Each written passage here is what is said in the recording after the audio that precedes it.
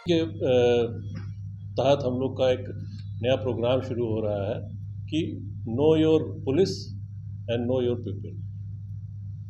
इसमें यह है कि पुलिस वाले आम आदमी को जाने और आम आदमी को ये भी पता होना चाहिए कि उनके जो क्षेत्र है उसमें कौन कौन से पुलिस वाले लोग हैं, कौन लोग तैनात हैं, और आपस में एक समन्वय बनाए, आपस में एक रिश्ता बनाए। नमस्कार, न्यूज़ फॉर नेशन देख रहे हैं आप। मैं हूं अनिल।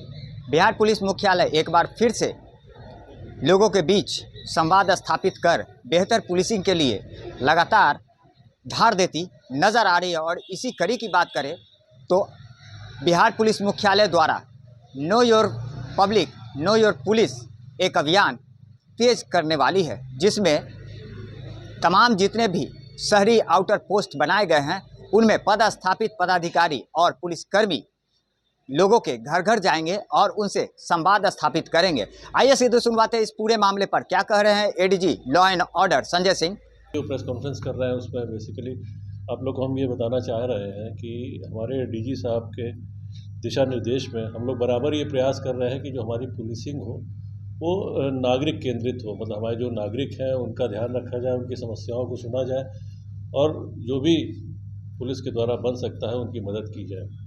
तो उसी के तहत हम लोग का एक नया प्रोग्राम शुरू हो रहा है कि know your police and know your people. इसमें यह है कि पुलिस वाले आम आदमी को जाने और आम आदमी को ये भी पता होना चाहिए कि उनके जो क्षेत्र है उसमें कौन कौन से पुलिस वाले लोग हैं, कौन लोग तैनात हैं, और आपस में एक समन्वय बनाए, आपस में एक रिश्ता बनाए। तो उसी के तहत दो कार्यक्रम जो किए गए हैं उनके बारे में मैं केवल आपको जानकारी देना चाहता हूँ। पहला ये है कि हमारे यहाँ लगभग 1200 जो थाने हैं उसमें हम लोगों ने एडिशनल एसएचओ की तैनाती की। पहले भी एडिशनल एसएचओ थे, लेकिन इस एडिशनल एसएचओ को अब एक एडिशनल एसएचओ को 2IC का रूप दिया गया। जैसे कई आप देखते होंगे पैरामिलिट्रीज में 2IC का कॉन्सेप्ट होता है, एक इंचार्ज होता है, फिर 2IC होता है। तो मेन जो एसएचओ है वो तो है ही, लेकिन एक 2IC के रूप में एक एडिशनल एसएचओ की तैनाती की गई और इसका जिलादेश अंकित किया गया है सभी थानों में। लगभग 1200 जो हमारे थाने हैं सभी थानों में इसकी तैनाती की गई है। अब आप कहेंगे कि इसका उद्देश्य क्या है या इसका पर्पस क्या है या इससे आम जनता को कैसे मदद मिलेगी, वो क्या है, तो मैं समझाता हूँ। कई बार आप लोगों ने देखा होगा कि आम जनता जब जाती है थानों पर तो होता है कि बड़ा वो कहीं निकले हुए हैं, किसी काम से गए हैं या मीटिंग गए हैं, क्राइम मीटिंग में गए हैं, क्षेत्र में निकले हैं, तो उस समय तक वो उस व्यक्ति को, उस जो फरियादी है उसको वेट करना पड़ता है, भाई बड़ा हुआ है या FIR ही दर्ज कराना है या कोई शिकायत दर्ज करानी है। तो अब ये व्यवस्था की गई है कि किसी भी समय या तो SHO खुद उपलब्ध रहेंगे वहाँ पर थाने में, और यदि वो नहीं है तो वो उसका चार्ज, अपने थाने का चार्ज एडिशनल SHO को दे के जाएंगे। तो किसी भी परिस्थिति में दोनों में से एक आदमी रहेगा। यदि लंबी अवधि तक रहते हैं, यदि विधिवत डायरी का चार्ज देते हैं तो मोबाइल भी, वो अपना जो सरकारी मोबाइल है वो भी उसको दे के जाते हैं।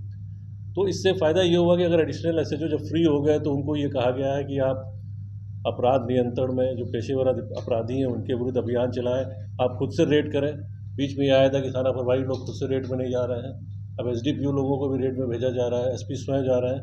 तो जब SHO फ्री हो गए तो इस तरह के अपराध नियंत्रण, अपराधियों की धरपकड़, उनको ये काम सौंपा गया है और थाने के जो रूटीन कार्य है वो एडिशनल SHO भी कर रहे हैं।